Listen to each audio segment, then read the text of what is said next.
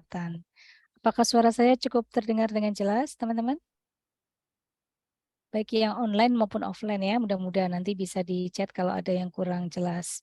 Baik, sesuai dengan yang diminta, saya akan menyampaikan satu topik berkaitan dengan upgrading kompetensi bagi seorang tenaga kefarmasian. Ya, saya akan langsung sharing screen saya. Ya, jadi bagaimana seorang tenaga kefarmasian, baik TTK ya, maupun mungkin ada teman-teman yang apoteker juga yang join, mengupgrade kompetensi dan apa itu atau bagaimana caranya. Ya, mungkin nanti yang akan kita bahas bersama-sama dengan saya adalah tentang pentingnya suatu kompetensi, jenis kompetensi, kemudian ada request khusus kemarin bagaimana mencari sumber informasi yang valid karena ini kita juga sering menjadi rujukan ya dari masyarakat berkaitan dengan obat terutama dan juga manajemen waktu ya untuk selalu update. Baik, kita masuk kepada topik yang pertama yaitu kompetensi ya. Apa itu kompetensi dan apa pentingnya untuk mengupdate kompetensi kita? Teman-teman, jadi kompetensi adalah suatu kemampuan kerja setiap individu ya. Jadi kalau kita dibilang kompeten itu artinya kita punya kemampuan kerja yang itu mencakup aspek pengetahuan, keterampilan, dan sikap. Jadi kompetensi itu biasanya adalah satu kesatuan dari pengetahuan ya kognitif, keterampilan atau skill, dan sikap ya perilaku yang sesuai dengan standar yang ditetapkan. Dan kompetensi dalam arti luas juga bisa dinyatakan atau diartikan sebagai suatu keahlian atau kapasitas seseorang. Oh, dia kompeten nih gitu ya di bidangnya. Ya, berarti keahlian atau suatu kapasitas seseorang untuk mengerjakan suatu tugas sesuai dengan bidang tertentu. Dan kompetensi juga dikaitkan dengan suatu pemikiran kognitif ya tadi ya, suatu kemampuan berpikir konseptual dan juga berpikir analitis ya. Jadi ini adalah pengertian dari kompetensi itu sendiri. Jadi kalau digambarkan tadi ya, ada unsur pengetahuan yang mana ini biasanya kita peroleh dari teori ya, dari kuliah begitu. Yang ini nanti akan menghasilkan suatu pemahaman begitu ya terhadap suatu konsep begitu. Kemudian ada keterampilan. Keterampilan terutama kalau teman-teman TTK ini pasti fokusnya di keterampilan juga ya. Terutama untuk sekolah-sekolah vokasi banyak aspek skillnya. Yang ini nanti akan menghasilkan suatu kemampuan atau bakat ya berkaitan dengan suatu bidang tertentu. Kemudian tidak lepas dari situ adalah sikap. Ya, kayaknya ada agak echo ya. Mungkin yang lainnya bisa di mute ya. Sikap, ya kayaknya di mute aja karena ada feedback ke saya nih. Ya, sikap atau perilaku nanti.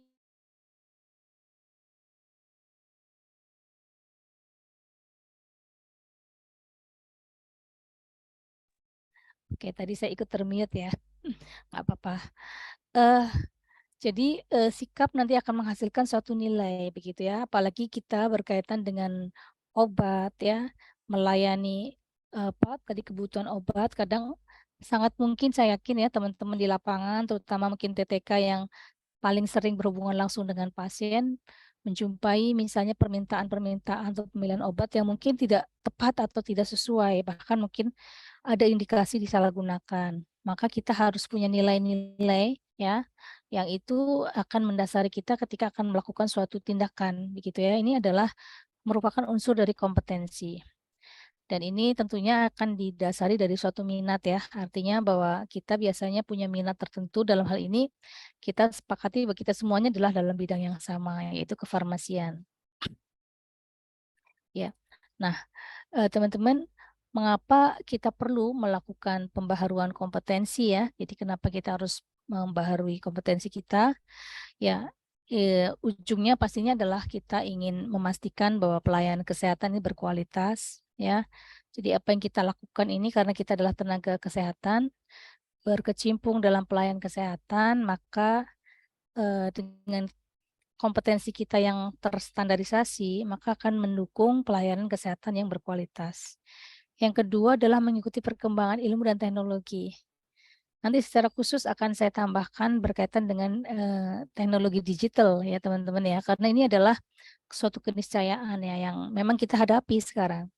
Jadi mengikuti perkembangan ilmu, ilmunya sendiri tentang kefarmasian sendiri juga pastinya berkembang ya. Banyak obat-obat baru mungkin, informasi baru tentang obat. Apalagi kemarin belum lama kita mengalami Covid ya, yang itu banyak sekali nih ilmu-ilmu baru yang bermunculan berkaitan dengan obat dan juga penyakit itu sendiri. Kemudian ada ada hikmahnya juga nih kita dengan Covid kemarin bahwa ada teknologi yang mungkin sebelumnya sudah ada tapi belum terlalu kita gunakan, ya akhirnya kemudian menjadi salah satu yang sangat membantu, yaitu teknologi digital. Kemarin bisa dibayangkan ya, kita nggak bisa kemana-mana ya, tapi sekarang bisa kemudian ada telemedicine, ada telefarmasi ya, ada farmasi online dan sebagainya. Itu adalah suatu ilmu, perkembangan ilmu yang itu sebetulnya sudah ada tapi akan kemudian terakselerasi dengan adanya pandemi Covid kemarin. Dan kalau kitanya nggak ikut mempelajari dan mengikuti perkembangan, ya kita akan tertinggal. Jadi gaptek ya.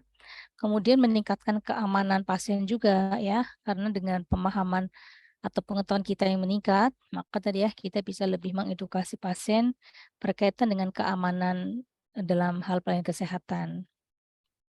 Dan tentu untuk kita sendiri mungkin dibutuhkan untuk suatu peningkatan karir ya, atau profesionalisme. Jadi dimanapun ya teman-teman berada, saya kira kita maunya juga pasti akan ada perkembangan ya, nggak stagnan di satu tempat saja.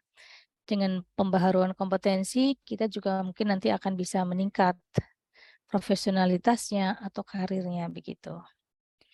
Nah, sekarang bagaimana menentukan jenis kompetensi yang perlu ditingkatkan oleh tenaga kefarmasian?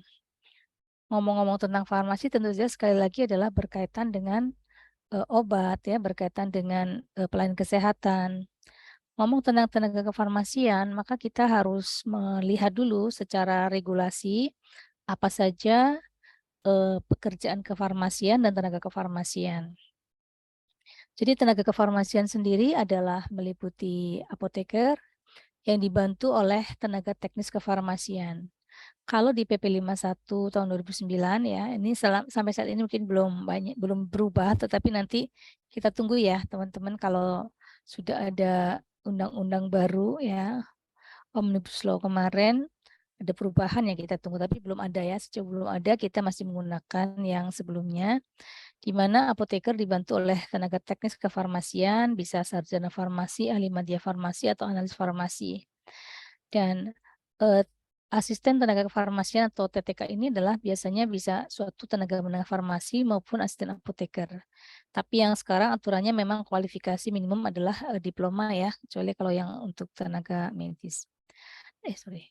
Nah, teman-teman, jadi kalau kita lihat mungkin karena ini saya berbicara dengan terutama teman-teman PAVI ya, maka kita akan melihat dulu perbedaan atau pembagian secara kewenangan ya, ataupun juga sebetulnya ini berkaitan juga dengan ruang lingkup ya. Jadi kalau ruang lingkupnya sama lah ya, tapi kita harus memahami tadi ya tentang teman-teman terutama nih kalau ini dari PAVI ya adalah tenaga kefarmasian vokasi. Sedangkan kalau apoteker seperti saya adalah mungkin teman-teman sebagian juga ada yang apoteker adalah tenaga kefarmasian profesi. Sehingga kalau dari status keprofesian maka ini adalah disebut sebagai profesional. Kalau untuk tenaga kefarmasian vokasi adalah technician atau asisten profesional ya. Kemudian kalau untuk farmasis ya, ini di sini farmasi adalah ada farmasi technician ya, seperti yang teman-teman sebagian besar ada di sini. Pendidikannya profesi dan S1, kalau tenaga kefarmasian vokasi bisa dari D3 ya, atau juga SMK, tapi itu biasanya lebih les ya, ada asisten tenaga kesehatan jatuhnya nanti ya. Kemudian untuk mungkin yang jenjang KKNI-nya adalah kalau profesi dan S1 adalah 7 sampai 8. Kalau tenaga kefarmasian vokasi adalah 5. Kemudian nanti ada STR-nya juga dan ya mungkin lebih ke kewenangan dulu ya teman-teman. Jadi kewenangan di sini adalah kalau tenaga profesi apoteker adalah melaksanakan secara mandiri praktek kefarmasian ya, dengan profesional dan independen. Sedangkan pada tenaga kefarmasian vokasi, maka dia melakukan praktek profesional itu berdasarkan limpahan kewenangan dan supervisi dari apoteker. Jadi ada bentuk delegatif ya, delegasi atau limpahan kewenangan atau mandat ya. Jadi membantu apoteker untuk melaksanakan aspek teknis praktek kefarmasian ya. Nanti kalau analis, nanti ada aspek analisnya, ya. Kemudian kalau yang administratif ya ada lagi sendiri, ya. Jadi ini adalah secara potret yang lengkap dulu ya teman-teman ya, yang mana semuanya tetap harus ditingkatkan kompetensinya. Pekerjaan kefarmasian sendiri adalah mulai dari apa ya, sebetulnya nggak ada yang lebih duluan ya. Jadi mulai dari pengadaan, kemudian menyimpan ya, kemudian pendistribusian obat, kemudian nanti pengamanan obat, kemudian praktek produksi, pengendalian mutu dan farmasi, praktek pelayanan informasi obat, praktek pelayanan berdasarkan resep, juga praktek penelitian dan pengembangan bahan obat. Ya, ini adalah ruang lingkup dari pelayanan atau kegiatan kefarmasian ya, aktivitas kefarmasian. Nah, tentu saja masing-masing aspek ini tadi ya memerlukan peningkatan kompetensi jika teman-teman ada di bagian-bagian tersebut ya, sesuai dengan tadi ya kewenangannya tadi. Nah, sekarang kita masuk kepada apa yang kompetensi apa nih yang harus ditingkatkan oleh para tenaga kefarmasian. Jadi kita akan memulai dengan kita perlu meninjau standar pelayanan kefarmasian masing-masing ya. Jadi meninjau standar kefarmasian di mana nanti kita akan bisa dari standar pelayanan kefarmasian itu ya, mungkin di PAVI ada sendiri ya untuk TTK, kemudian standar untuk pelayanan kefarmasian sebagai apoteker, maka nanti kita akan bisa mengidentifikasi kompetensi mana ya yang harus dikuatkan ya, diharapkan dari suatu tenaga kefarmasian untuk nanti bisa menyelenggarakan pelayanan kefarmasian yang baik. Kemudian setelah itu kita bisa evaluasi dan tugas dan tanggung jawab mana kira-kira area mana ya. Jadi misalnya teman-teman yang ada di front line ya, di lapangan, di apotek ya, di tempat pelayanan. Mana nih bagian apa yang mungkin area mana yang Anda paling merasa kurang begitu ya. Sehingga perlu meningkatkan. Jadi ini tentu saja sangat bervariasi ya. Saya tidak bisa menyatakan secara spesifik karena mungkin nanti konteksnya bisa berbeda-beda di setiap tempat pekerjaan. Jadi nanti teman-teman bisa ngerasain sendiri saya kurangnya apa gitu. Juga jangan lupa untuk memperhatikan perkembangan tren terkini begitu ya. Jadi mungkin kita bisa lihat, oh technician atau pharmacy technician itu secara literatur ataupun perkembangan pekerjaannya begini-begini loh. Ada suatu inovasi atau perubahan dalam praktek kefarmasian misalnya ya seperti itu ya. Kalau di apoteker kan mungkin sebetulnya paradigma agak lama ya, artinya apa? Mulai dari semula adalah drug oriented menjadi patient oriented ya. Misalnya itu adalah suatu tren, yaitu walaupun sebetulnya sudah cukup lama, tetapi kadang-kadang masih perlu didorong begitu ya. Nah, untuk di tenaga teknis mungkin juga ada hal-hal yang seperti itu yang mungkin bisa dilihat ya trennya seperti apa. Lalu jangan lupa konsultasikan dengan atasan atau mentor atau supervisor ya. Jadi kalau tenaga teknis kefarmasian itu kan tadi bekerja di bawah pelimpahan wewenang atau juga supervisi dari apoteker ya. Maka Anda bisa menanyakan pada atasan kira-kira apa nih, seperti apa nih yang sudah saya kerjakan udah benar belum ya? Mungkin perlu ditambah apa atau mungkin perlu ditingkatkan kemampuan yang mana begitu ya, supaya kita bisa meningkatkan kompetensi yang diperlukan. Oke.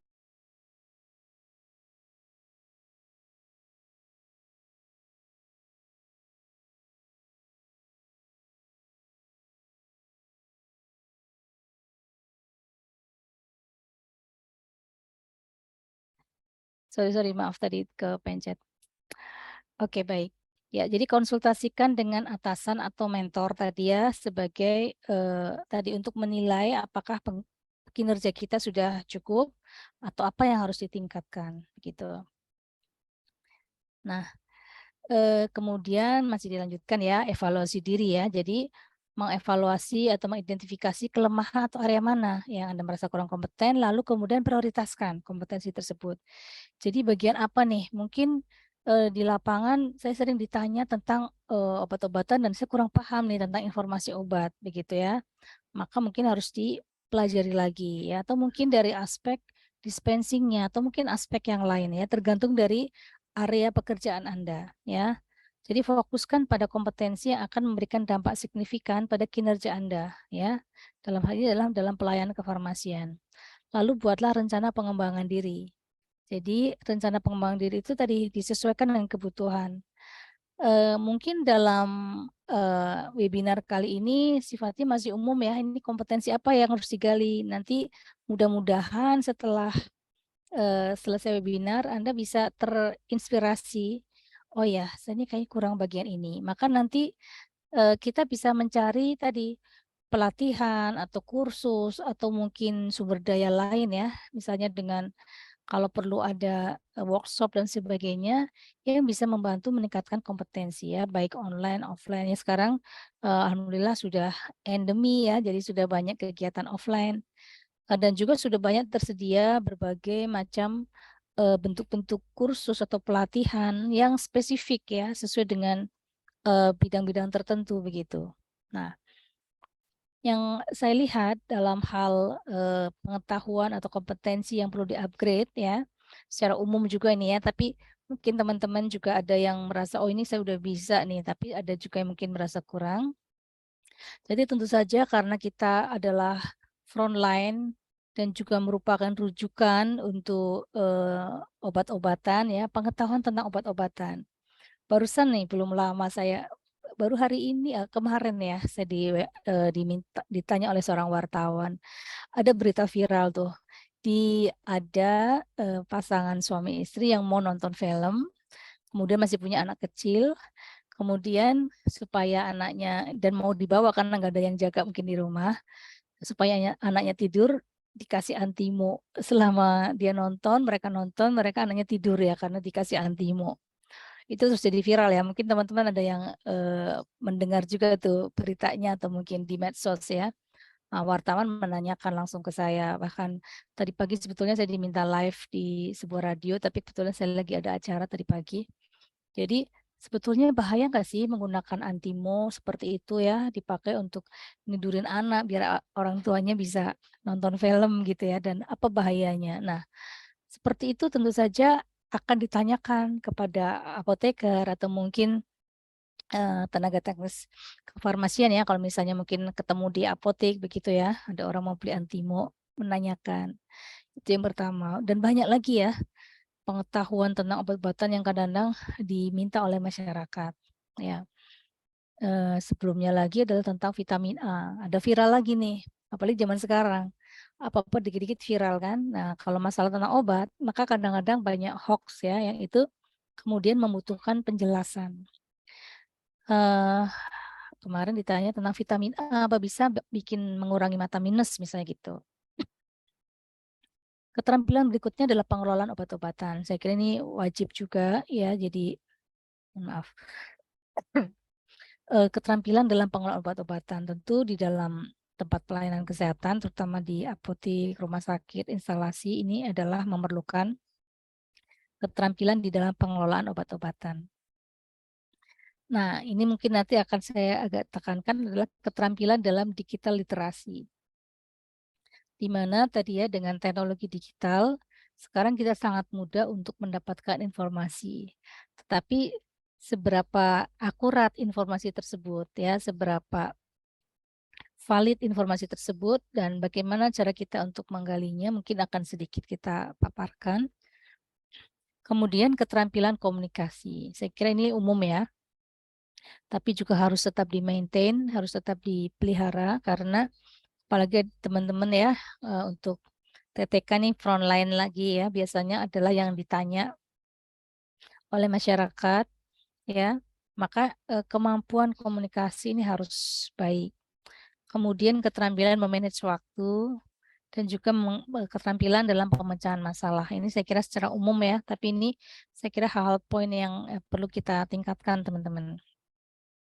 Nah, kemarin diminta untuk menambah terkait dengan kemampuan mencari sumber informasi secara mandiri gitu ya, terutama adalah ketika era online sekarang, karena sekarang banyak sekali kemudahan untuk mendapatkan informasi. Nah, ada satu istilah yang tadi saya tonjolkan, yaitu adalah digital literacy. Jadi ini saya ambilkan sebetulnya dari FIP ya. FIP itu Asosiasi Farmasi Apoteker Sedunia, di mana salah satu kompetensi yang perlu dimunculkan atau yang kompetensi baru istilahnya ya, karena memang belakangan baru mulai sangat masif kebutuhannya adalah digital literasi. Apa artinya digital literasi atau literasi digital? Jadi apa? Nanti hasilnya atau behaviorsnya adalah kita bisa mengidentifikasi, memanage, mengorganisasi, menyimpan, dan share digital information. Digital information itu tentu saja secara umum ya, apa saja. Tapi kalau pada konteksnya tenaga kesehatan, itu adalah health digital ya. Jadi eh, informasi berkaitan dengan kesehatan ya. Dan sekarang banyak sekali informasi-informasi yang berkaitan dengan kesehatan dengan mudah kita peroleh, baik yang benar maupun yang hoax. Sehingga kemampuan yang kedua ini penting. Critically appraise, maksudnya apa? Secara kritis menilai, ya, menilai secara kritis, menganalisa, mengevaluasi, menginterpretasikan dari suatu digital information. Nah, ini juga suatu keahlian ya. Yang ini mungkin nanti boleh adakan seminar sendiri gitu ya, karena ini merupakan satu topik yang memang harus diangkat untuk era sekarang ya. Kemudian where applicable, ketika bisa digunakan maka harus bisa berpartisipasi dalam digital health service ya. Jadi teman-teman sekarang kita sudah mulai banyak, paling gampang adalah di Satu Sehat ya. Sekarang dulu kan Peduli Lindungi itu adalah salah satu platform digital yang sangat, saya kira sangat baik ya. Dan sekarang banyak sekali di setiap rumah sakit juga sekarang sudah diwajibkan juga ada e-medical record ya. Kemudian sebagian adalah e-prescribing dan sebagainya. Sehingga juga mulai pemesanan mungkin dengan PSEF ya, adanya farmasi-farmasi online ya, yang saya kira akan melibatkan juga teman-teman tenaga teknis kefarmasian begitu ya. Dan juga jangan lupa memaintain privacy ya, pasien dari privacy maupun security ini agak-agak susah-susah gampang karena ya kadang-kadang yang ada yang pinter tapi yang lebih pinter banyak juga, kadang-kadang ada yang membobol apa namanya aspek keamanan ya secara cybercrime lah gitu istilahnya ya, tapi selama itunya apa namanya programnya baik sementara masih bisa dicegah ya. Artinya apa teman-teman, bahwa ini adalah satu kompetensi baru yang perlu ditingkatkan, yaitu adalah digital literacy, kemampuan mencari sumber informasi apa specifically adalah secara digital. Nah, bagaimana caranya? Yang pertama adalah gunakan atau mencarilah di situs web resmi suatu lembaga terkait ya. Jadi kalau di Pavi saya kira sudah ada webnya sendiri ya, di mana kemudian web-web yang resmi dari pemerintah seperti Kemenkes ya, mungkin Badan POM ya, kemarin ingat kan zamannya masalah sirup ya, EG dan DEG itu, saya kira saya yakin tuh teman-teman pasti semuanya terdampak juga, apalagi yang ada di lapangan. Nah itu masih ditanya ini sirupnya aman nggak, yang ini aman nggak gitu. Nah, kita harus mengacu pada sumber-sumber yang valid begitu ya. Nanti lalu ada asosiasi atau mungkin lembaga pendidikan. Jadi mungkin di beberapa perguruan tinggi ada yang sudah punya bagian-bagian berkaitan dengan informasi ya, karena kami di UGM pun juga kadang-kadang menerbitkan beberapa informasi ya, merespon dari berbagai isu misalnya. Yang kedua adalah mengikuti webinar ya seperti yang sekarang. Ini akan menambah informasi baru dan meningkatkan kompetensi ya Anda. Lalu jangan lupa juga membaca jurnal atau artikel ilmiah ya. Tapi ini juga pastikan harus memilih jurnal atau artikel yang bisa dipercaya begitu ya. Jadi Kalau cuma dapat dari WA, kopasan dari mana gitu ya, copy paste dari mana, harus dianalisis dulu, jangan buru-buru di-share. Yang paling saya sering lihat tuh kalau misalnya di grup keluarga ya, karena mohon maaf, secara apa ya, health literacy atau literasi kesehatannya kan memang tidak sama ya. Sehingga kadang-kadang informasi yang walaupun kita ngeliatnya udah merasa, "Ah, nggak mungkin deh," tetap aja di-share gitu kadang-kadang, dan itu dipercaya sebagian orang. Saya ingat dulu waktu itu ada yang misalnya, kalau stroke tusuk apa, untuk mengurangi stroke itu pertama kali penanganan pertamanya adalah jarinya ditusuk pakai jarum gitu kan, pernah mungkin ada yang seperti itu.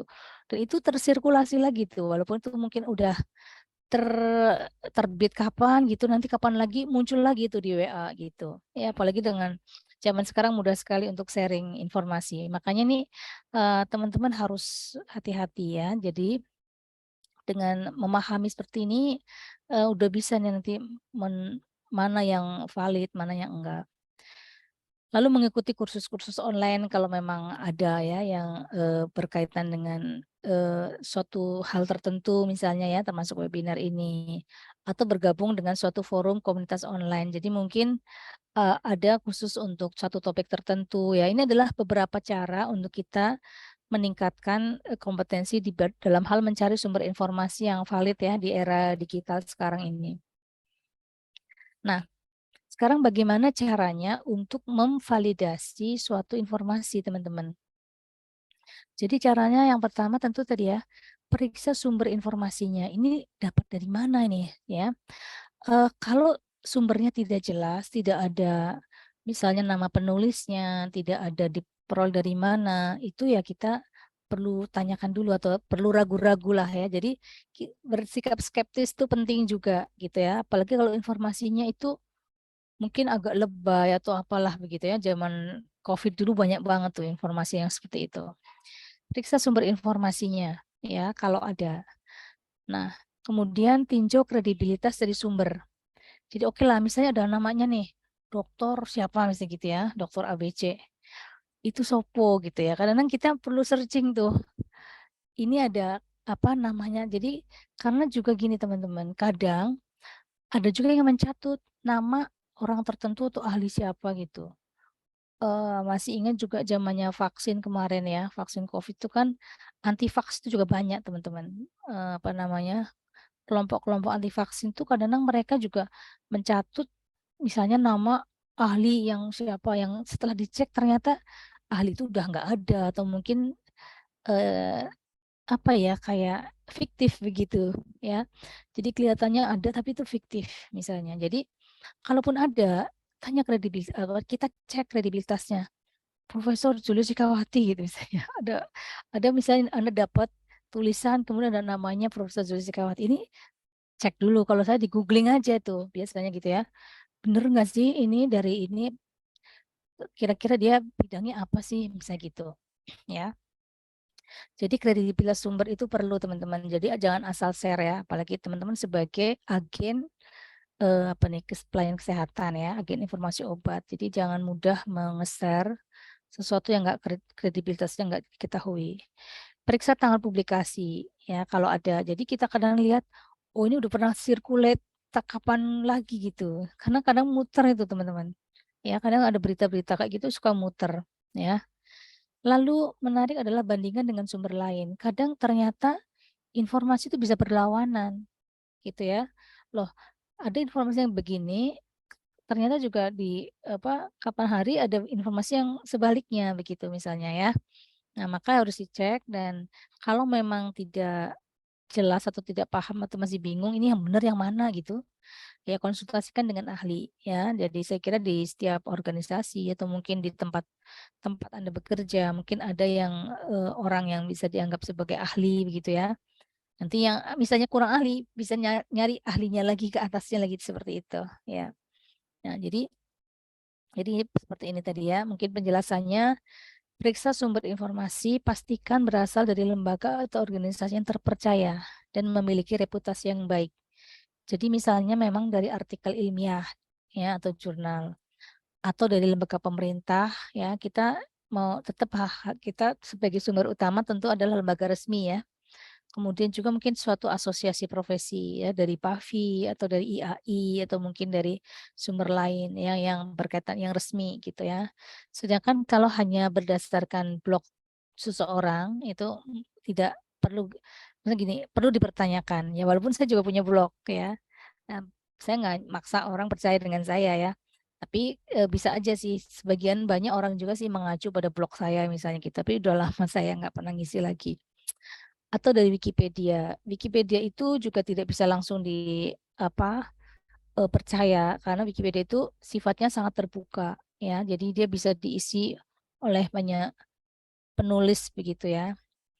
Apalagi broadcast dari grup WA. Sekali lagi ya, sering kita menerima broadcast yang wah macam-macam yang eh ya kadang lebay, kadang nggak akurat ya.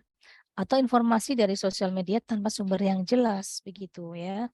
Jadi cukup banyak ya teman-teman, apalagi kalau masalah pengobatan ya, masalah obat dan sebagainya itu sering sekali. Nah, tinjau kredibilitas sumber tadi ya, apakah sumber tadi misalnya suatu lembaga itu adalah apakah terakreditasi atau mungkin diakui begitu ya.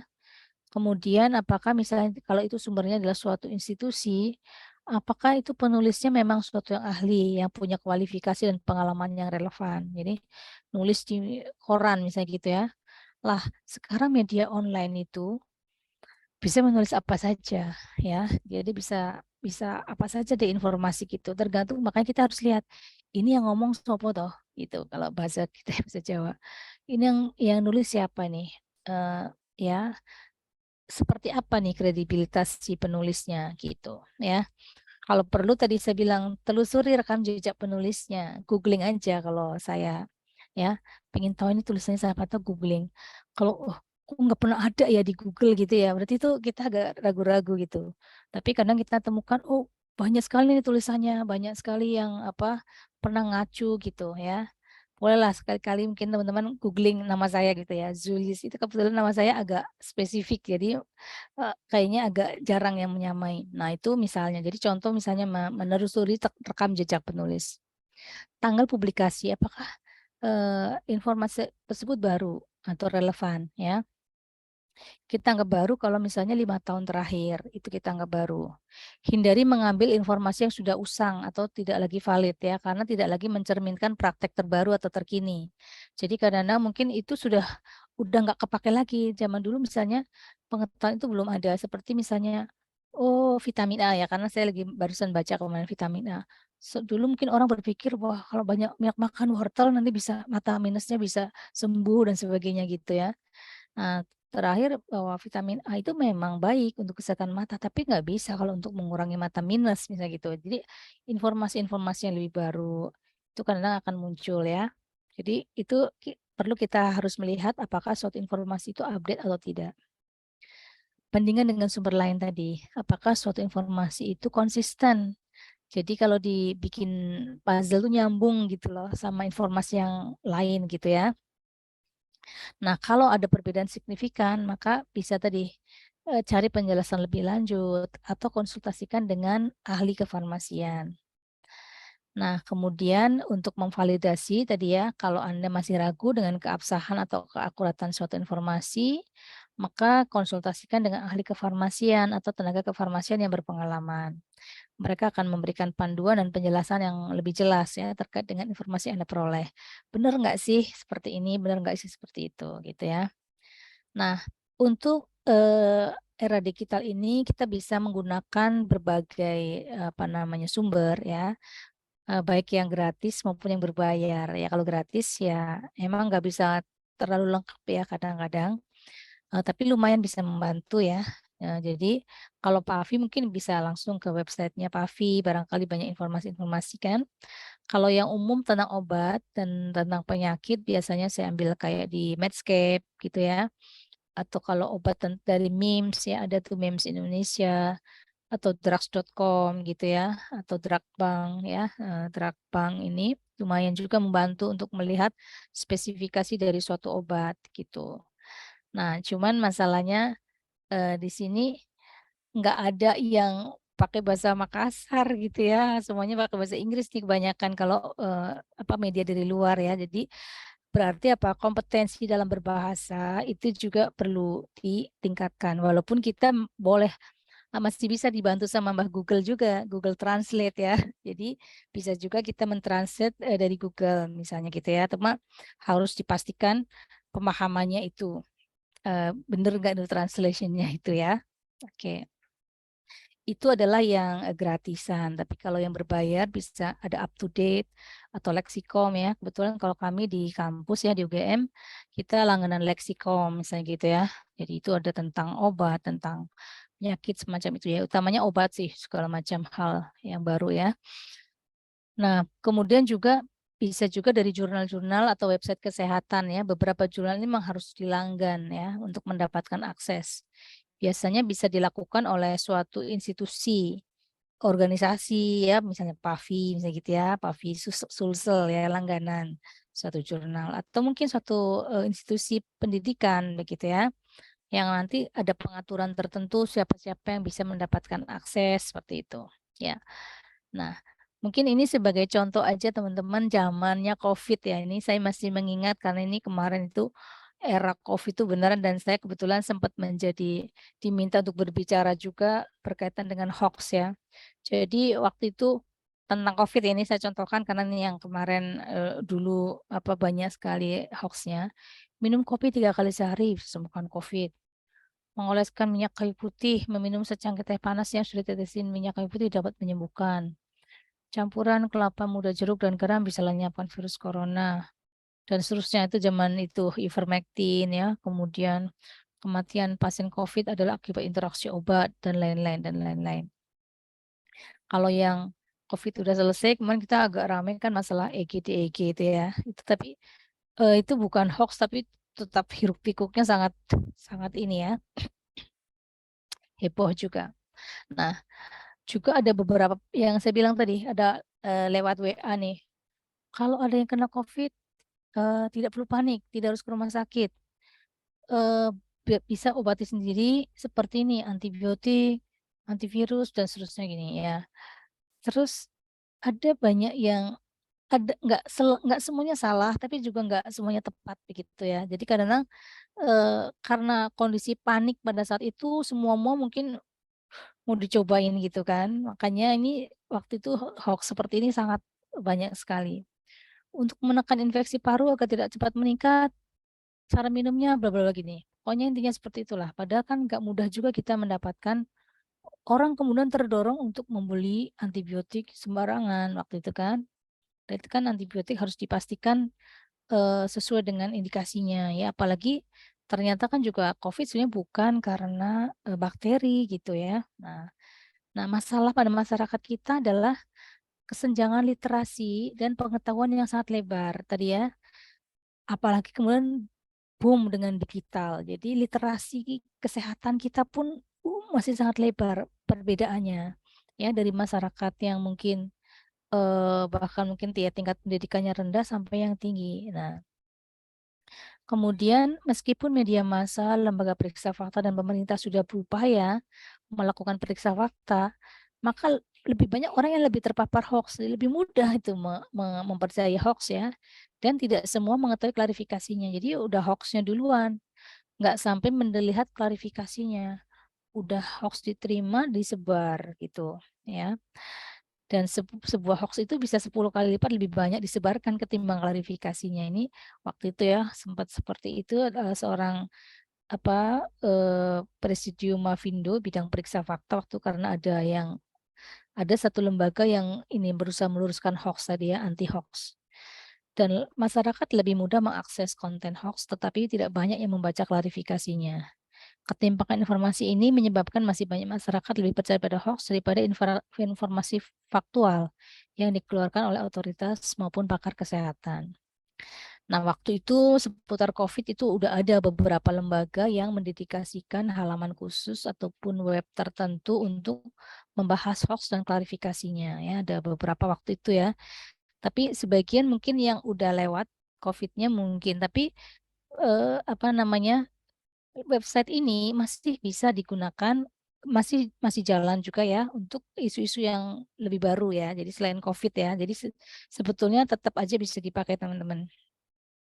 Waktu itu kan contoh di sebuah klarifikasi di halaman COVID ya, ini ya. Jadi oseltamivir adalah obat yang berbahaya gitu. Waktu itu akhirnya sampai saya pun membuat satu tulisan ya, kemudian membuat ada webinarnya juga gitu ya. Kemudian ya, oseltamivir adalah obat berbahaya ini adalah kemudian sudah diklarifikasi ya. Contoh klarifikasi hoax di halaman turnbackhoax.id ini ya. Jadi ini sudah dijelasin. Waktu itu kami juga sudah menjelaskan, ada juga press release-nya ya. Kemudian juga ini masih di covid19.go.id. Nah, tentang air kelapa muda jeruk nipis sebagai obat COVID ini sudah diklarifikasi salah ya. Waktu itu saya yang diminta memberikan penjelasan ya, waktu itu saya ditanyain, kemudian di sini disebutkan bahwa bla bla bla ini ya.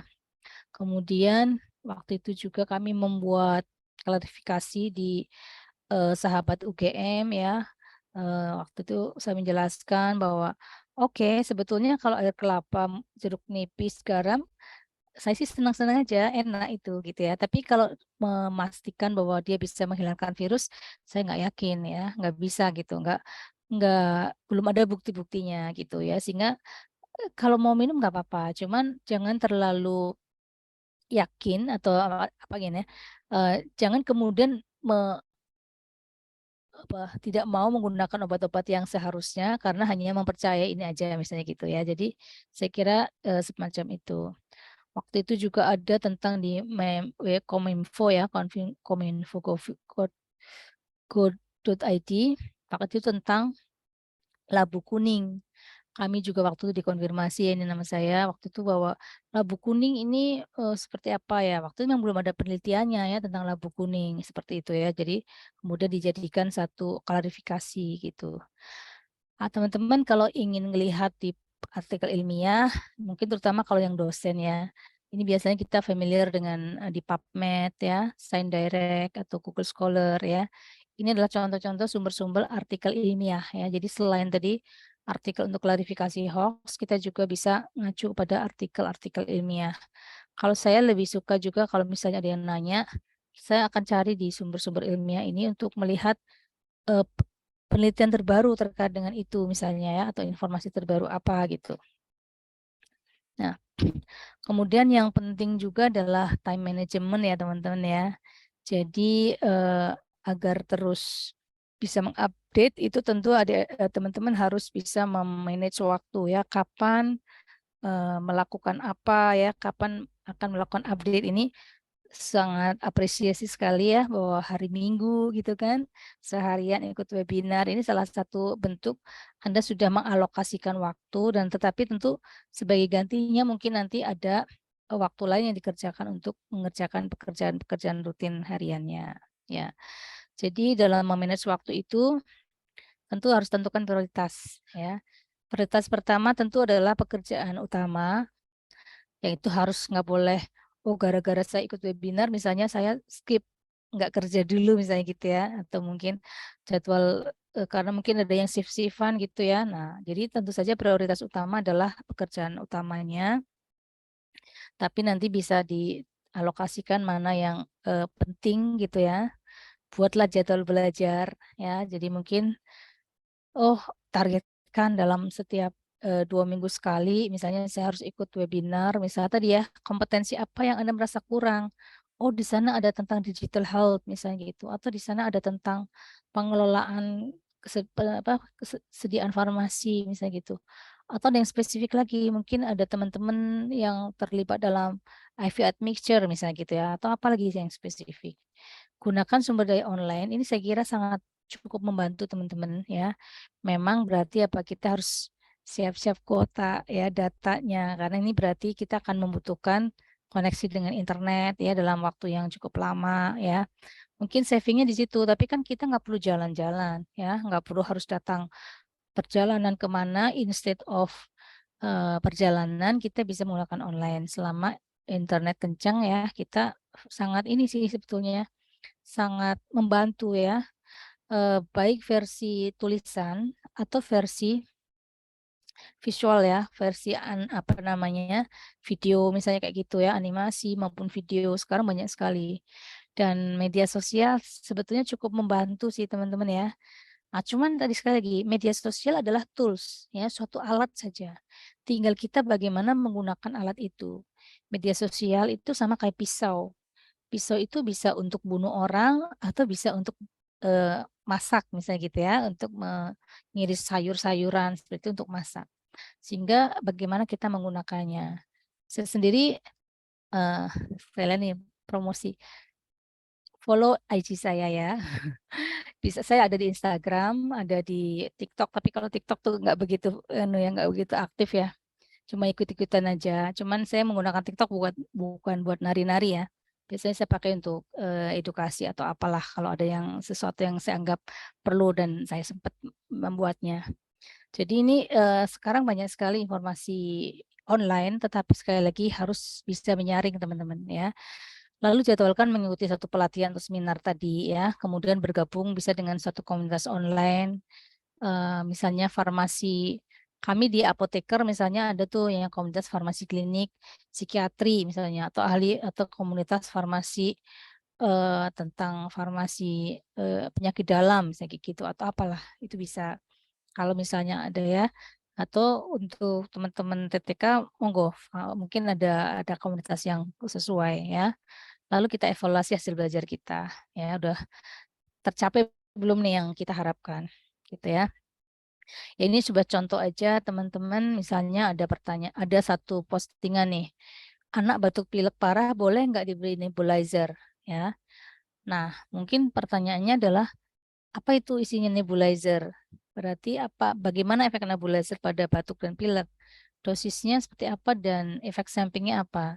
Sebetulnya kalau kita lihat judulnya ini kan saya cuma potong ya dari satu media online ya. Diberi nebulizer itu sebenarnya belum nggak jelas banget sebetulnya ya. Nebulizer sendiri kan cuma alat. Isinya apa? Cuma mungkin maksudnya adalah nebulizer yang berisi biasanya adalah untuk bronkodilator ya. Yang paling sering adalah salbutamol. Jadi kita mengacunya ke cari salbutamol. Jadi bisa kita buka Medscape ya, kemudian ketik nama obat, katakanlah albuterol atau salbutamol. Kemudian nanti di situ ada beberapa pilihan ya untuk melihat dosis ya. Saya contohkan Medscape ini karena yang ini ya teman-teman yang apa gratisan ya. Tapi versi bahasa Indonesia mungkin ya silakan bisa cari sendiri. Ini saya contohkan ini aja. Jadi di situ kita bisa lihat dosis indikasinya ya. Kemudian kalau untuk melihat pediatrik untuk anak-anak maka kita bisa klik pediatrik ya untuk melihat dosis dan indikasi pada anak-anak. Dan ternyata hasilnya adalah salbutamol ini bisa meringankan bronkospasmus ya, bronkospasme. Sementara kalau batuk pilek yang sebetulnya nggak ada seseknya, itu sebetulnya nggak perlu sih kalau menurut saya dengan salbutamol ya. Karena dia sebenarnya tidak menghentikan pilek ataupun batuk ya, cuma dia mungkin melegakan saluran nafas ya, kalau memang sesek. Nah, memang sering kadang-kadang kita dapat tergantung makanya harus kita cek nggak bisa mungkin saja batuknya di depan sendiri ya kalau batuk pilek parah istilahnya barangkali memang ada unsur asma. Nah kalau ada asmanya memang memberikan nebulizer dengan salbutamol ini menjadi relevan. Tapi kalau enggak sebetulnya enggak akan ngaruh gitu, enggak akan bermanfaat misalnya gitu ya. Untuk dosisnya bisa dilihat seperti apa ya. Kemudian mekanismenya seperti apa? Oh, dia sebagai beta agonis, dia akan bekerja pada reseptor beta, ya, kemudian merelaksasi bronkus, begitu ya. Lalu efek sampingnya apa? Misalnya efek sampingnya tremor nih, lebih dari 10% tuh kadang-kadang terus tremor misalnya. Jadi artinya ada nervousness-nya juga pada anak-anak, sehingga kita bisa mengedukasi ya, kalau misalnya pasiennya mengalami itu, oh, ini memang adalah efek samping ya. Selama efek samping itu bisa ditoleransi dan kebutuhan obatnya memang lebih daripada risikonya, maka ya sudah bisa tetap diberikan. Misalnya gitu ya, teman-teman ya. Ini contoh kecil aja. Baik, saya sudah sampai pada bagian akhir dari materi saya. Jadi kompetensi seseorang itu bisa menurun, teman-teman. Itu bukan sesuatu yang melekat kalau tidak pernah diupdate ya, apalagi perkembangan praktek profesi kefarmasian sekarang sangat dinamis dengan perkembangan zaman. Sehingga perlu dilakukan upgrading kompetensi secara berkala dan menyesuaikan dengan prioritas kebutuhan. Karena saking banyaknya, itu mungkin kan nggak bisa kita mempelajari semuanya ya. Otak kita ini kan udah penuh dengan utang sining, udah ngurusin anak apa kebutuhannya ya. Jadi mungkin kita perlu prioritas. Dan salah satu yang tadi saya bilang perlu dikejar adalah literasi digital. Kemampuan untuk menggunakan digital untuk mendapatkan atau mengolah informasi ya, karena kita saat ini memasuki era digital yang memerlukan keterampilan khusus di dalam menyaring, mengevaluasi, sharing berbagi informasi. Dan jangan malas belajar ya, karena belajar itu adalah dari lahir sampai akhir hayat. Demikian yang bisa disampaikan, mudah-mudahan bermanfaat. Saya kembalikan kepada moderator. Mohon maaf kalau ada kekurangannya. Terima kasih. Assalamualaikum warahmatullahi wabarakatuh. Waalaikumsalam warahmatullahi wabarakatuh. Ya, terima kasih Prof. Sulis dari penyajian terkait dengan materi bagaimana untuk mengupgrade ya kompetensi dari TTK khususnya di masa sekarang ini, Prof, di era digital informasi. Ya, menarik sekali apa yang sudah disampaikan tadi oleh narasumber kita yaitu Prof. Sulis. Memang Prof ya, di zaman sekarang ini era digital, informasi itu menjadi konsumsi publik ya Prof ya. Ya, Artinya mudah sekali kita mudah dapatkan. sekali. Ya, sangat mudah sekali. Dan informasi itu juga ada yang sifatnya memang bisa kita kita ikuti, dalam hal ini bisa langsung dipraktekkan oleh masyarakat. Namun di saking banyaknya informasi yang beredar di dunia maya, itu juga bisa mengandung unsur bias yang sangat banyak, Prof ya. Ya, Apalagi betul. kalau tidak didasari atas kajian-kajian ilmiah. Karena Ya. biasanya kita itu mudah dapatnya yang komersial, Prof ya. Mm-mm. Misalnya di google.com, komersial Mm-mm. sekali gitu. Mm-mm. Dan itu paling banyak beredar di situ. Sehingga memang untuk tenaga kesehatan khususnya TTK ya memang perlu kita tingkatkan kompetensi kita utamanya di digital literasi, karena memang sekarang ini kita paling enak itu Prof ya, kita hanya mengandalkan informasi hasil sharing dari teman-teman di WA Group ketimbang untuk mencari sendiri secara langsung di Ya. sumber resminya, apalagi seperti tadi yang diperlihatkan oleh Prof Sulis. Jadi mungkin budaya membaca kita kurang, Prof ya, Ya. ketimbang budaya sharing gitu. Harusnya berimbang atau sebaliknya ya. Ya. Budaya membaca tinggi juga budaya sharingnya juga sama seperti itu, Prof ya, harapannya gitu.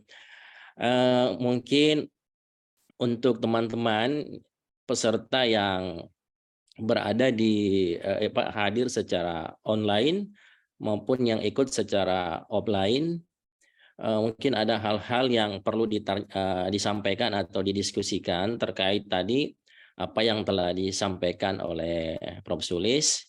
Silahkan bisa raise hand di ruang Zoom ini atau bisa langsung menuliskan, mengetik di kolom chat. Silakan.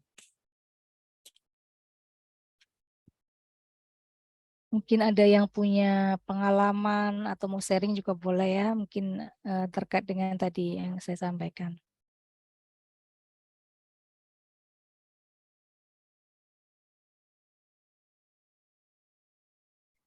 Itu ada yang bertanya.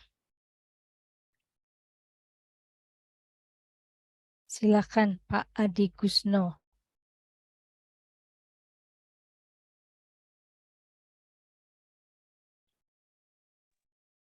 Ya, silahkan Adi Gusno, langsung saja bisa bertanya langsung kepada Prof. Sulis, silahkan.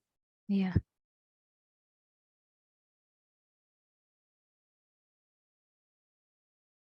Adi Gusno.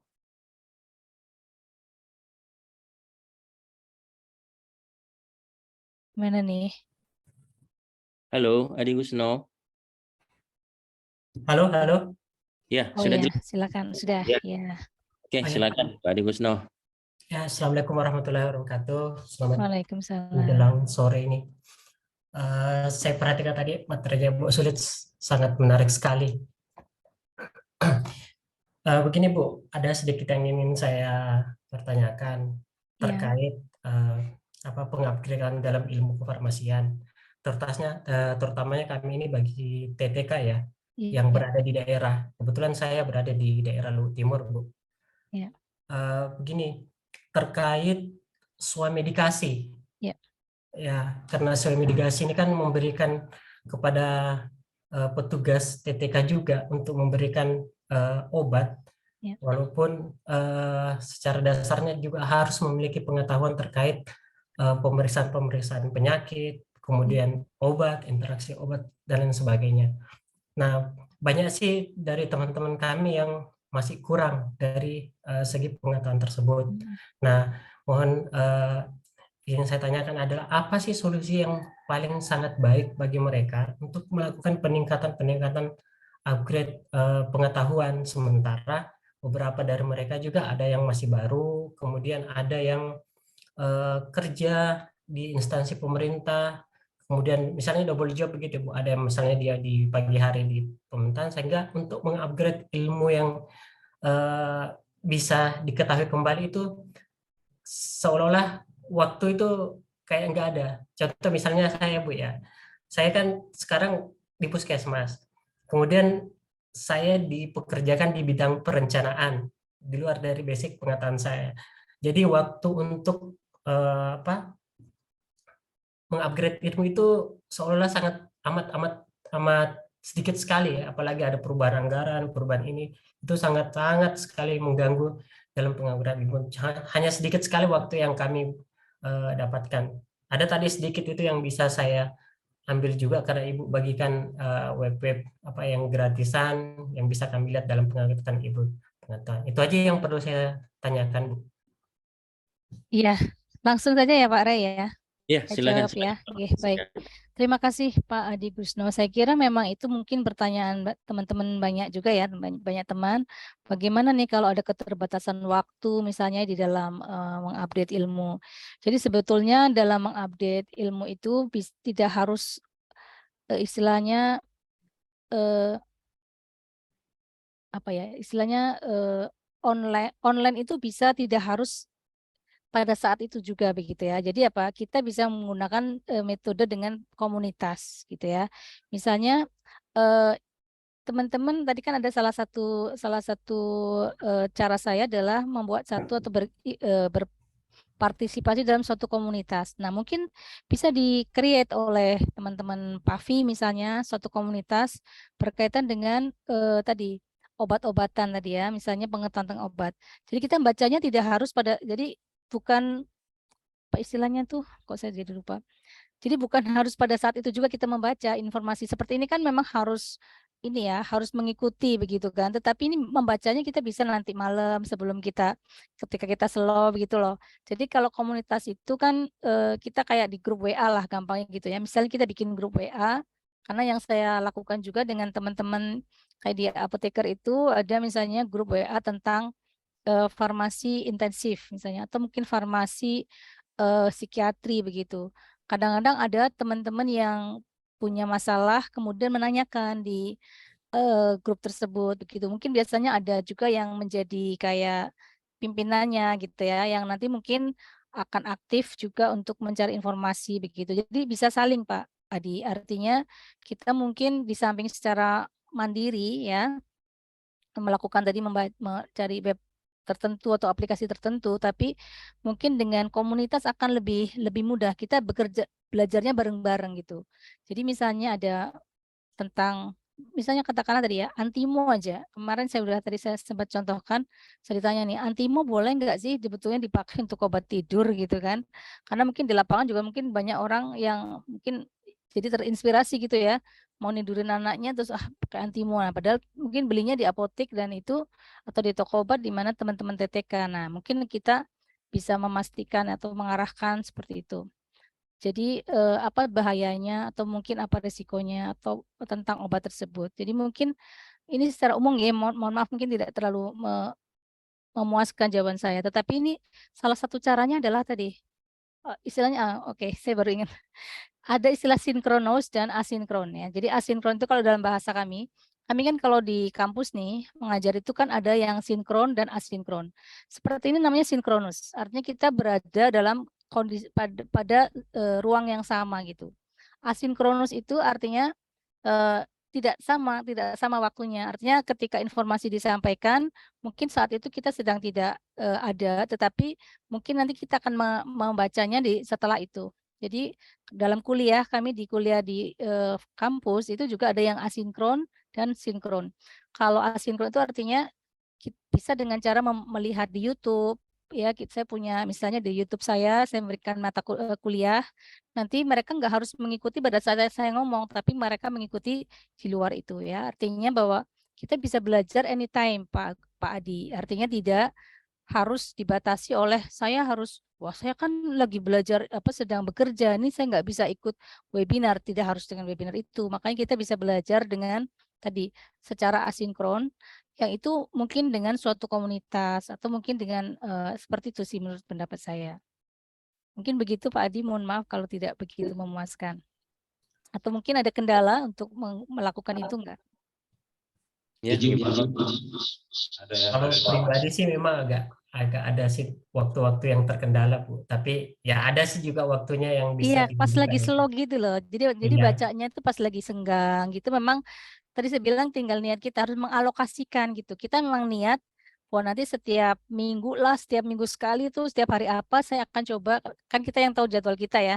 Nah, kalau pas senggangnya saya pas hari apa misalnya, itu tidak harus pasti ya. Tapi saya akan niatkan untuk membaca atau apa begitu, untuk mengupdate ilmu pengetahuan begitu. Mungkin semacam itu. Izin Pak. Ya, terima kasih. Iya Pak Ray. Ya, gimana Pak Adi? Jelas ya? Ya Pak, ya. Ya, oke. Terima kasih. Selanjutnya mungkin ada yang ingin ditanyakan lagi dari peserta, silakan. Ya, silakan maju agak ke depan supaya dilihat kamera depan sini. Oh, ini peserta Depan offline sini ya? kameranya soalnya Iya, nggak terjangkau. nggak terlihat di kamera ini. Ya, bisa maju ke depan, bisa dibantu panitia supaya terlihat. Lagi. Coba. Belum di-open kameranya. Assalamualaikum warahmatullahi wabarakatuh. Waalaikumsalam warahmatullahi Assalamualaikum warahmatullahi wabarakatuh. Perkenalkan saya Endang dari Rumah Sakit Umum Daerah Sri Yusuf. Bisa? Ya. Maju lagi. Maju lagi. Lagi. Sudah kelihatan di kamera. Ya. Ya, yang saya ingin tanyakan terkait dengan perkembangan teknologi dan kemudahan bagaimana jika nantinya di pelayanan di instalasi rawat jalan juga menyediakan layanan pengantaran obat, bagaimana karena mungkin lebih memudahkan kepada pasien agar tidak terlalu lama menunggu di rumah sakit. Terima kasih. Apakah efektif atau efisien, dan bagaimana alur sebaiknya yang digunakan oleh rumah sakit sendiri? Terima kasih. Assalamualaikum warahmatullahi wabarakatuh. Waalaikumsalam warahmatullahi wabarakatuh. Iya, langsung saja ya Pak Ray ya. Ya, silakan. Iya, Prof. pertanyaannya baik sekali Ibu, dan sebetulnya udah di Jawa sudah ada beberapa rumah sakit. Yang saya paham persis adalah ada 2 rumah sakit karena kebetulan waktu itu apotekernya itu mengajukan inovasi ini ke sebuah lomba begitu ya. Jadi salah satunya adalah tadi untuk bekerja sama dengan penyedia jasa kurir semacam itu ya. Penyedia jasanya itu bisa tadi Gojek, ojek online atau apa. Tapi ya memang bekerja sama, jadi di set begitu ya. Kemudian nanti tentu ada SOP-nya ya, diatur bahwa nanti informasi obat yang dikirimkan tadi adalah sudah ada informasi yang lengkap dan sebagainya. Itu sebenarnya sangat mungkin Bu, itu satu inovasi saya kira era sekarang bisa sekali kita menambah bentuk pelayanan kita tadi ya dengan pengantaran obat, tentu dengan tadi ya harus intinya adalah harus dengan orang-orang yang bisa dipertanggungjawabkan. Makanya kita biasanya menggunakan jasa yang memang sudah dipercaya atau dalam bentuk kerjasama, udah ada mungkin semacam perjanjian kerjasamanya sehingga tidak ada istilahnya mungkin ada penyelewengan atau apa yang nanti malah nggak diantar digunakan sendiri atau bagaimana atau mesti disalahgunakan, maka nanti harus ada aturannya gitu. Tapi itu sangat mungkin Ibu. Jadi tinggal diatur saja. Saya secara detailnya mungkin karena saya kebetulan tidak berada di semacam tempat pelayanan kesehatan ya, tapi beberapa mungkin nanti bisa di search ya, ada beberapa teman yang melakukan itu ya, jadi sebagai inovasi pelayanan kesehatan untuk pasien begitu. Bisa Bu. Jadi yang penting ada kerjasama yang jelas dengan penyedia layanan tadi ya, pengantarannya begitu. Begitu mungkin. Ya, Bu Endang. Jelas ya Bu Endang ya. Jadi nanti mungkin betul ya Prof. Sulis ya bisa di-share di Google mungkin ya. Ada beberapa teman di Jawa Tengah mungkin Prof. Sulis ya. Iya, di Jawa Timur sama di Jawa Tengah ada. Ya, yang kemarin jadi pegawai teladan kalau nggak salah Prof. Sulis Iya, ya. yang di apoteker teladan. Ya. Bukan waktu Hisparsi itu Pak Rey, ada waktu itu. Oh iya betul. Itu juga, kemudian apoteker teladan juga ya. Ya, pasti hantaran obat kalau nggak salah ya. Iya betul. Ya. Oke, masih ada lagi teman-teman ya, mumpung kita masih punya waktu. Silakan maju dulu. Ya, silakan. Lagi. Sampai muncul di layar. Lagi. Belum kelihatan. Lagi. Kelihatan tapi dari sini. Oke. Terima kasih atas kesempatan yang diberikan kepada saya. Lagi ke depan. Ya. Ya bisa fokus. Terima kasih atas kesempatan yang diberikan kepada saya. Saya Keti Catherine dari Universitas Pancasakti Makassar. Ya. Ibu, saya mau bertanya. Ibu tadi bilang tentang kompetensi. Ya. Nah, saya mau bertanya kompetensi umum dan khusus apa yang harus dimiliki seorang tenaga teknik kefarmasian. Terima kasih, Bu. Iya, terima kasih pertanyaannya singkat padat ya, langsung saja. Saya kira kalau kompetensi khusus tadi tentu saja adalah tentang ilmu kefarmasian itu sendiri tadi ya. Tadi saya sampaikan misalnya tentang obat ya, tentang obat-obatan, kemudian kompetensi tentang sebentar saya buka lagi tadi mungkin sudah saya sampaikan juga ya. Kalau yang umum tadi ya kompetensi seperti komunikasi ya, kemampuan komunikasi, kemudian digital tadi ya, digital literasi itu adalah kompetensi umum karena ini nanti bisa dipakai untuk berbagai hal ya. Kemudian kalau khusus tentu saja adalah yang berkaitan dengan utamanya, jadi informasi pengelolaan obat ya, kemudian tentang informasi obat itu sendiri ya, kemudian saya kira itu sih ya kalau yang khusus ya. Kalau yang umum tadi digital literasi, komunikasi, manajemen waktu ya, seperti itu. Saya kira. Demikian. Ya, walaupun kelihatannya cuma sedikit poinnya, tapi kalau di dalam itu banyak itu ya. Karena masalah obat itu kan dari banyak, obat itu kan macam-macam sekali ya. Jadi saya kira obat itu masih terbagi lagi, obat-obat untuk soal medikasi terutama ya teman-teman ya. Karena kalau untuk TTK itu kan memang bisa membantu apoteker memilihkan obat untuk soal medikasi ya. Sehingga ngomong tentang soal medikasi berarti harus paham dulu nih obat-obat apa yang boleh untuk disoal-medikasikan ya. Kemudian masing-masing itu misalnya katakanlah paling gampang deh analgesik aja. Orang mencari obat sakit kepala gitu ya atau mungkin obat nyeri yang lain. Maka kita harus perhatikan, harus menanyakan atau TTK harus bisa menggali juga gitu ya, menanyakan untuk membantu nanti ya untuk memilihkan ya nanti apoteker akan memilihkan mungkin dia punya riwayat MAH enggak, riwayat gangguan lambung enggak, riwayat apalagi misalnya gitu yang mungkin berkaitan dengan kontraindikasi dari obat tersebut dan sebagainya. Jadi itu aja ngomong tentang kompetensi obat aja sudah banyak sebetulnya ya, apalagi obat yang menjadi ruang lingkup TTK yang bisa tadi ya seperti soal medikasi seperti itu. Itu contoh ya. Kemudian pengelolaan obat tadi, sediaan obat itu kan juga banyak tuh teorinya dan juga pelaksanaannya gitu ya, mulai dari kan pasti TTK membantu apoteker di dalam ketika ngecek pengadaan, kemudian mengatur dan sebagainya. Itu di pengelolaan sediaan itu kan juga udah banyak. Ya, kemudian nah sekarang bertambah dengan digital literasi. Digital literasi adalah tadi kemampuan mengoperasikan juga. Jadi kadang-kadang tadi sudah mulai ada penggunaan e-prescribing ya. Jadi peresepan melalui komputer dan sebagainya. Itu kan berarti adalah keahlian baru yang perlu diketahui juga nih. Jangan gaptek sekali gitu ya. Kemudian mungkin dengan aplikasi dan sebagainya begitu. Saya kira demikian. Baik, terima kasih. Silakan. Izin bertanya. Iya, Silakan, silakan. Pak Hendra. Assalamualaikum Prof. Ya, waalaikumsalam Mas Hendra. Ya, saya Pak Hendra Prof yang selama Ya, ini hubungi Prof. iya. Oke, makasih Prof atas kesempatannya. Oke, kami ini ada beberapa hal yang ingin saya tanyakan terkait dengan rekan-rekan TTK. Iya. Kebetulan rekan-rekan kalau kita apoteker kan jelas bagaimana jenjang perkembangan karirnya terutama terkait dengan pendidikan. Pertanyaan saya, Prof, bagaimana sih jenjang perkembangan pendidikan untuk TTK? Kalau kita apoteker kan ada spesialis 1, spesialis 2. Kalau misalnya Kalau ada, belum kan sekarang juga belum ada. Tapi kalau apoteker kan perkembangannya gimana, Prof? Apakah mereka berkembang itu ke arah jadi apoteker atau bagaimana, Prof?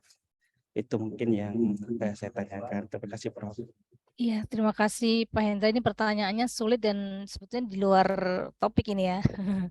Ya, tapi gini, karena kalau vokasi itu berarti jalurnya kalau kita lihat dari kerangka apa ya pendidikan Indonesia itu memang beda jalurnya gitu. Kalau D3 atau vokasi ya D4. Masalahnya kita nggak tersedia D4 begitu loh.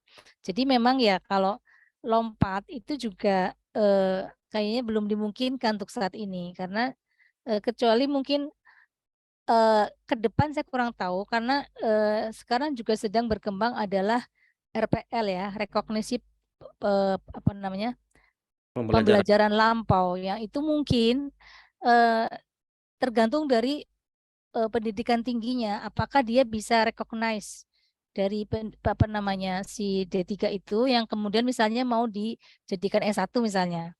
Itu tergantung. Jadi kami barusan juga dan kebetulan katakan di UGM memang belum gitu ya. Tapi saya kurang tahu kalau di tempat lain memungkinkan tidak karena Dikti sendiri sudah mengatur tentang rekognisi pembelajaran lampau itu yang memungkinkan bahwa ketika suatu perguruan tinggi katakanlah prodi S1 dia bisa menerima merekognisi dari karena untuk RPL itu kan nanti ada ya ada aturan-aturannya lah, ada komitenya yang akan melakukan penilaian dan sebagainya. Selama itu dimungkinkan oleh perguruan tingginya, tentu saja sampai tingkat rektor ya, karena itu kan nggak gampang juga. Maka ya mungkin saja sih Pak Hendra ya untuk saat ini ya. Cuman sementara ini ya memang kalau sudah ambil vokasi, sementara memang masih mentok di situ secara tingkat pendidikan. Tapi kalau mau tadi ya ditingkatkan tadi kalau D4 kan memang belum ada ya. Dan nampaknya kayaknya belum kelihatan akan ada gitu. Di Makassar, Prof, sudah ada di 4 farmasi. Oh gitu, Banyak ya. teman-teman TTK ini bertanya-tanya sebenarnya, apakah pengembangan karir kami itu bisa melalui jalur D4 itu?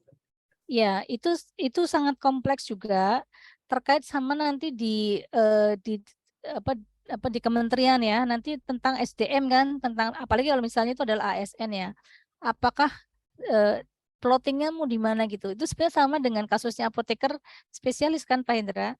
Apoteker spesialis itu kan juga belum jelas. Nanti mau dipositioningkan seperti apa gitu loh. Dibandingkan dengan misalnya S2 farmasi klinik misalnya kayak gitu. Makanya ini kompleks ya karena harus melibatkan harus ada kolegiumnya juga. Apakah ada tuh kolegium TTK?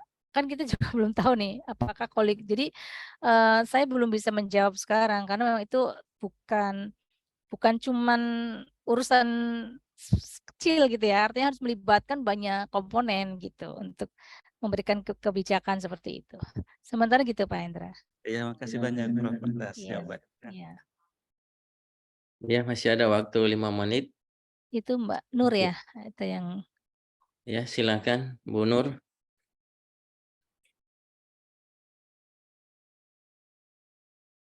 Ya, bisa langsung bertanya, silakan Bu Nur. Iya, mungkin belum bisa di mute ya, unmute ya. Ya, mau dibantu untuk dibuka mic-nya.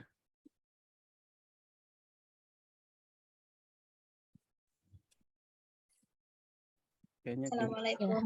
Waalaikumsalam warahmatullahi wabarakatuh. Selamat sore, Prof. Ya, selamat Izin sore. bertanya. Ya. Begini, Prof, saya mau bertanya, bagaimanakah menghadapi atau menangani sesuatu toko obat atau pengelolaan toko obat yang tidak memiliki izin? Ada beberapa toko obat yang saya dapat, bahkan mereka menjual obat bebas, terbatas, dan obat keras. Bahkan ada obat keras. Kemudian pertanyaan kedua, bagaimanakah kita cara menghadapi pasien yang ingin membeli misalkan obat anti alergi, misalkan Dexa dan Ponici. Kemudian sedangkan kita sudah memberikan edukasi kepada pasien bahwa obat ini bukan adalah obat penggemuk, tapi dia ini adalah obat alergi. Bagaimanakah cara menghadapi situasi seperti ini, Pak? Terima kasih. Oke, terima kasih. Semakin sore makin susah nih pertanyaannya ya. Ya, jadi yang pertama tadi bagaimana menangani toko obat yang tadi ya nakal ya, tidak berizin apa gitu ya Mbak ya. Ya saya kira itu bukan kewenangan kita ya. Jadi gampang sih kalau itu jawabannya karena memang itu sudah ada yang berwenang Mbak. Mestinya itu nanti Balai POM ya biasanya yang mengatur berkaitan dengan itu atau mungkin dinas kesehatan atau apa. Jadi mungkin kalau kita sebagai masyarakat ya dalam hal ini ya, kita bisa melaporkan atau menyampaikan begitu karena kita tidak punya kewenangan untuk melakukan apa-apa gitu ya terhadap hal-hal seperti itu. Kalau saya berangkat dari diri sendiri adalah ya udah kita jangan beli di situ kan pertama gitu ya. Nah, kemudian kalau memang itu kita anggap sesuatu yang bakal merugikan atau membahayakan masyarakat, maka kita bisa melaporkan pada yang berwenang karena kita nggak punya kewenangan untuk itu ya, apalagi sebagai pribadi, sebagai masyarakat gitu. Kan itu urusannya udah tadi ya mungkin kayak tadi mungkin Badan POM atau Balai POM kalau di tingkat lapangan ya di bawahnya jadi atau mungkin di dinas kesehatan begitu. Kemudian yang kedua kita akan sering menjumpai pasien-pasien yang istilahnya ngeyel ya, pengen beli ya. Ya kita bisa aja kalau memang kita anggap bahwa memang itu tidak baik ya, atau mungkin itu akan berbahaya berisiko pada pasien ya udah nggak usah kita kasih gitu. Ya, itu aja. Jadi artinya kita udah menyampaikan bahwa ini obat ini nanti efeknya seperti ini dan sebagainya. Tinggal akhirnya kembali ke kita apakah kita akan membiarkan atau kita akan ya udah nggak usah kita nggak usah ngasih gitu aja sih Mbak Nur kalau menurut pendapat saya ya seperti itu. Jadi mungkin nanti tentu kita harus edukasikan semaksimal mungkin ya dan tadi kita bekerja kan juga dengan etika juga ya. Jadi kita juga harus mempertimbangkan itu. Kalau itu lebih membahayakan ya kita cegah gitu. Mungkin seperti itu. Gitu Pak Rey, terima kasih. Ya, terima kasih Bu Prof. Ya jelas ya. Ya, Sudah. mungkin ini sedikit Prof ya. Saya mau sharing sedikit ini Prof ya. Ya. Terkait dengan topik kita pada hari ini yaitu peningkatan atau upgrading kompetensi untuk TTK. Apakah selama ini Prof ya kalau yang saya perhatikan itu untuk seluruh di kita di Indonesia atribut khususnya dalam hal atribut pakaian Prof ya dan labeling nama. Dalam pelayanan memang untuk TTK sendiri yang dulu apoteker itu tidak ada standar gitu Prof ya. Tidak ada standar dalam hal seragam gitu maksud saya. Baju seragam yang digunakan pada saat pelayanan tidak seperti di rumah sakit baik itu pemerintah maupun swasta. Nurse, bidan ataupun dokter itu sudah jelas biasanya ada seragam tertentu untuk mereka Prof ya. Maksud saya gini Prof, mungkin dengan begitu selain dari peningkatan keilmuan kompetensinya, mungkin ada penguatan juga dari situ dalam memberikan pelayanan.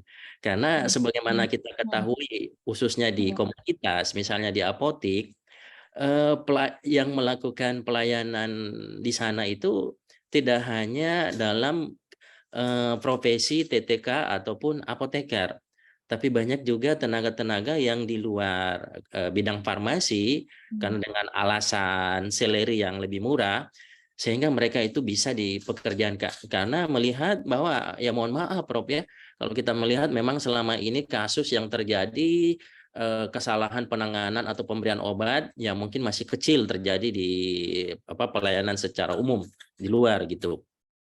Jadi apakah untuk bisa memposisikan mereka dalam hal penguatan kepada customer dalam pelayanan dengan atribut itu, karena di sana tadi seperti yang saya sampaikan ada tenaga lain juga. Ya. Apakah itu bisa membantu, Prof? Ya mungkin itu. Dengan menggunakan uniform tadi ya, Pak Roy ya? Iya betul Prof. Dengan ada labeling nama gitu. Iya. Saya kok setuju ya. Maksud saya gini, ketika kita menggunakan seragam, itu kan mau nggak mau juga ada rasa tanggung jawab juga. Dan sama sambil membedakan dengan tenaga yang lain begitu. Kalau di kayak apoteker kan biasanya kita udah punya ada seragam. Tapi mungkin kalau TTK sih kurang tahu ya, mungkin belum ya. Kecuali kalau di rumah sakit atau di tempat lain yang memang sudah ada uniformnya sendiri ya, itu mungkin bisa. Tetapi kalau yang kayak di apotek kan memang karena personal ya, jadi itu mungkin dari PAVI Pak Roy kalau kayak gitu. Mungkin katakanlah berangkat dulu nih dari Sulsel aja dulu lah. Kita berangkat dari paling sedikit dulu, paling Siap, kecil Prof. dulu. Ya, jadi Sulsel nih mau pakai warna apa nih untuk TTK gitu. Itu bisa tuh diatur karena saya kira memang saya sepakat ya dengan adanya seragam itu kan kita di samping ya membedakan juga kita juga ada rasa ini juga ya tanggung jawab dengan menggunakan seragam kan kita nggak akan main-main juga ya karena ada namanya juga gitu. Saya kira kok bagus ya ada seragam, saya setuju itu. Mudah-mudahan nanti kalau saya kapan-kapan ke Makassar udah pada seragaman itu nanti para TTK. Termasuk ini Prof ya, termasuk status panggilan gitu Prof. Kalau perawat kan sus jelas, kalau bidan. Ya dokter ya dok, kalau apoteker apalagi Apoteker aja susah kan ya, masa ker gitu kan. Kayak panggil ayam. Ya. Apalagi kalau TTK Prof ya. Lebih Iya. parah lagi, terlalu panjang gitu. Palingan di rumah sakit dipanggilnya juga suster, Prof. Iya, kadang-kadang manggilnya masih gitu, dok. Iya. Kadang-kadang mau dipanggil dok juga, karena kalau apoteker kan agak-agak mirip ya. Iya, Jasnya kan betul. putih gading gitu, iya. Ya insya Allah. Yang penting ada Ya. label namanya juga sih Pak Roy, kayaknya kalau ada nama kan bisa ini ya. Iya. Misalnya siapa AMD gitu Ya, kan, betul. atau Iya. SFAM gitu udah kelihatan lah itu ada namanya ya. Sama mungkin warna tadi ya, warna uniform gitu bagus deh kalau ada, iya. Karena customer bisa ada ini ya, jaminan Prof ya mendapatkan informasi yang ahli gitu ya. Iya. Ditunjukkan dengan atribut itu. Ya. Mm. Oke, saya rasa waktunya tidak terasa ya Prof ya, kita bersama kurang lebih 1,5 jam, 150 menit. Ya, begitu banyak sharing atau pengalaman ilmu yang dibagikan oleh Prof Sulis ke teman-teman TTK di PD PAPI Sulsel.